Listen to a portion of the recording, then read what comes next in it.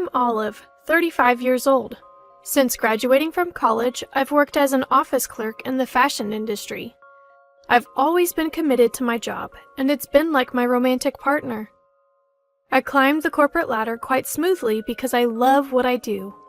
However, working in a predominantly female company meant fewer chances to meet someone, so my love life was rather limited. Once I hit 30 and saw everyone around me getting married and having kids, I decided to sign up for a dating service. That's how I met George. From the first date, George was laid back and easygoing, the total opposite of me, who's always in a hurry and rather impatient. At times, I thought he was a bit unreliable, but then I realized that's something I can handle. I decided that George could fill the gap where I lack easygoingness and chose to marry him. George was raised by a single mother, but neither he nor his mom were interested in living together after we got married. The often told tales of mother-in-law and daughter-in-law conflicts had me relieved that neither of us wanted to live together. When I met my mother-in-law for the first time before our wedding, she seemed to be sizing me up with a critical stare. That confirmed my feelings that I didn't want to share a home with her. No living with my mother-in-law, and a new chapter begins with George as a married couple. We'll make compromises even when our values clash. That was my resolve. So, a month into our adjusted married life, something completely unexpected happened. "Hello, Olive. How are you? Still no baby? I want to see my grandchild already." "Hi, mother-in-law. It's been a while. What brings you here? What's in the bag?" "Oh, didn't George tell you? I've decided to move in." "What?" Of course, George had never mentioned any such plans to me. Both he and his mom had told me before our marriage that neither of them was interested in living together. So this was a complete curveball. "Hey, mother-in-law's here at the house. She says she's moving in? What's going on?" "What? Mom did mention feeling lonely, but I never heard anything about moving in. I mean, I told her it was okay if she felt too lonely, but living together?" I hid away to make the call, and when George said that, I unintentionally let out a "What?" "Why did you say it was okay to live together without discussing it with me? She probably got the wrong idea. Aren't these the kind of decisions we should be making together?" "Well, I thought having Mom around to help with chores might be nice." When I had greeted her at her home, the last thing I felt was that she could handle household chores. The kitchen was coated in dust, clearly untouched for a while, and the whole house was cluttered. It was nowhere near what you'd call neat. "I want to enjoy my lunch, so I'm gonna hang up now," he said, and abruptly ended the call. Just as I was getting used to life with George, the idea of adding mother-in-law to the equation was overwhelming. While I stood there in disbelief, my mother-in-law called me over, looking annoyed. "Olive, your stuff is in the way. Move it already, will you? Honestly, you can't raise a kid in such a cramped house." "Well, George and I have decided not to have kids. I'm 35 and George is 38. Having a baby past 35 is considered high risk, and I wanted to focus on my career. So we had agreed before marriage to live a peaceful life, just the two of us." I said that mainly to keep my mother-in-law at bay, so we wouldn't have to face daily nagging about grandchildren. But my words set off mother-in-law like a firecracker. Her face turned beet red with anger. "Why? I can't believe you're married and not planning to have kids. I raised George all by myself, and you say you want to live a spoiled life?" "I respect that you raised George while working, but we've decided—" "I don't want to hear your excuses. You're the worst daughter-in-law." My attempt at pacifying mother-in-law had spectacularly backfired. She stayed furious and spent the next while berating me, not even allowing me room to defend myself.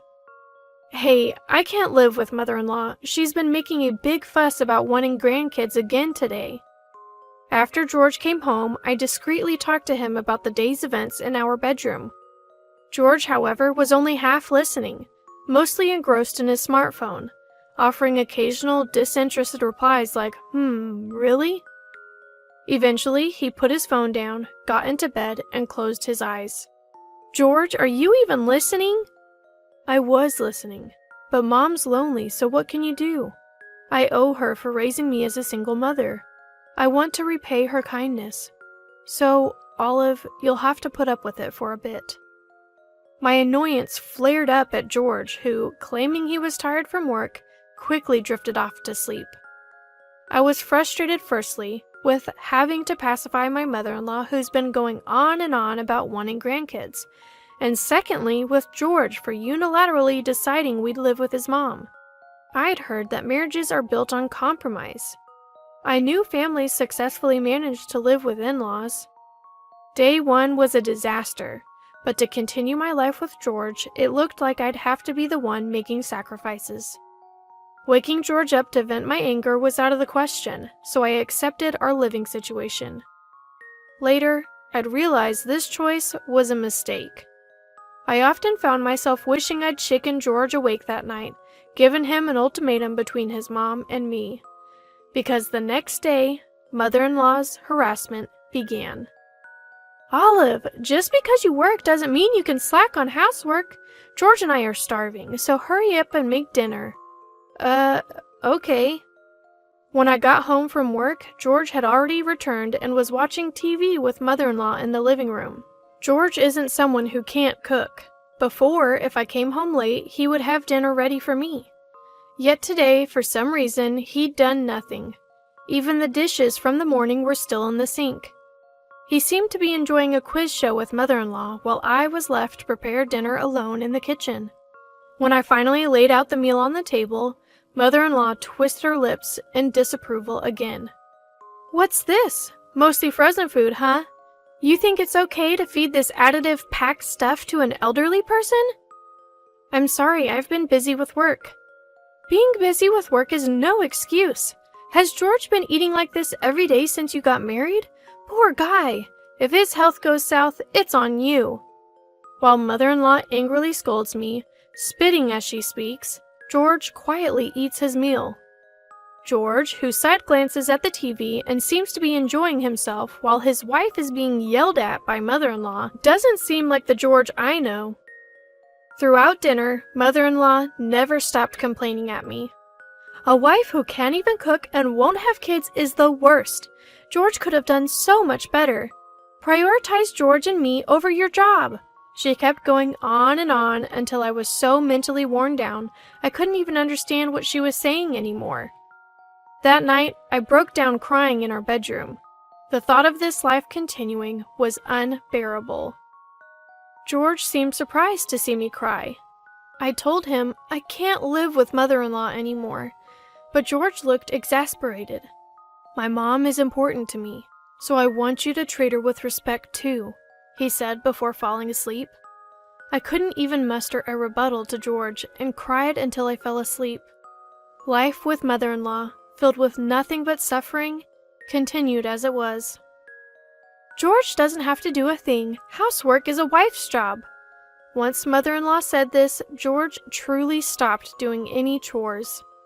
I continued to juggle work, household tasks, and being yelled at by mother-in-law. When mother-in-law found out George and I had separate finances, she started demanding money from me. "You're my son's wife, so giving me an allowance is your natural duty." She demanded money with this ridiculous reasoning. I was so tired of being yelled at that I just gave her the money, thinking if it could be solved with cash, so be it. My home no longer felt like a place to relax. When heading back home after work, my feet felt as heavy as lead. I spent days wondering how long this life would continue, feeling utterly hopeless. Then, a pivotal incident occurred. "I'm home. What's going on?" "Come here for a second." I arrived home that day, burdened with yet more emotional stress. Waiting for me at the entrance was George, his face twisted in anger. George, who had greeted me at the entrance, pulls me into the living room. There, sitting on the sofa, mother-in-law looked downcast. "Did something happen?" "This is all Olive's fault, isn't it? You must have done something." It was the first time I had ever seen George angry. Although I was shocked, I racked my brain. I had no recollection of doing anything to make mother-in-law feel this way. Feeling agitated, George finally told me what was bothering him. "I heard you've been making snide remarks to my mom every day when I'm not around. She even told me you only cook when I'm here, so she's not getting meals. What's your aim in being nasty to my mom?" I was dumbfounded and couldn't speak. George had fallen for the lies mother-in-law had fed him. It was mother-in-law who had been making snide comments when George wasn't around, even complaining about the food like, "Isn't this too salty? It looks awful." Yet I had never stopped serving meals. I was certain I had fulfilled all of mother-in-law's demands. "I haven't done any of that. I cook even when you're not here, and I've never made any nasty comments." "Stop lying." As George scolded me, mother-in-law looked over his shoulder at me and grinned slyly. George had decided that I was lying and took mother-in-law's words as truth. Looking at George like this made me feel like my head would explode. Maybe this is what people mean when they say they've woken up. As George continued to rage, he snapped at me. "Get out! Go back to your parents' home and reflect on yourself." Sure, I'll reflect. I really had to reflect. I had to reflect on why I had been wearing myself thin serving people like this. I quietly packed my things and left the house. When I got to my parents' house and explained the situation, they were shocked at my appearance. I hadn't realized it, but the stress from living with mother-in-law had caused me to lose a significant amount of weight. Holding me in her arms, my mom cried, "I wish I had never approved of this marriage." My dad said, "You don't ever have to go back." Luckily, my parents' home was a commutable distance to my job, so I took them up on their offer and started my life afresh at their house. Every now and then, I'd get an email from George checking in on me, but I left them all unread. As I worked hard and relaxed at my parents' home, I felt like I was breaking free from the brainwashing. I used to think that to keep my marriage to George, I had to endure whatever mother-in-law said. But a marriage with a husband who prioritizes his mother over his wife is not worth keeping. It took quite some time before I could look back and laugh at what a fool I'd been. Have you cooled your head yet? Yes, I feel much clearer now. Thanks for sending me back to my parents. Months passed and I returned to the house where George and mother-in-law lived. George was waiting at the front door. I smiled and headed toward the living room. Mother-in-law was seated, glaring at me as I entered. "You're late! Being away this long is unacceptable for a wife. You owe George and me an apology for what you've done and for leaving this house unattended." Mother-in-law spoke loudly, and George agreed as he sat next to her. Without sitting down, I pulled out some documents from my bag. "I won't apologize. However, I don't want to make either of you uncomfortable anymore, so I've prepared this." Both George and mother-in-law's eyes widened when they saw the papers I placed on the table. The document was a pre-filled divorce application. Divorce?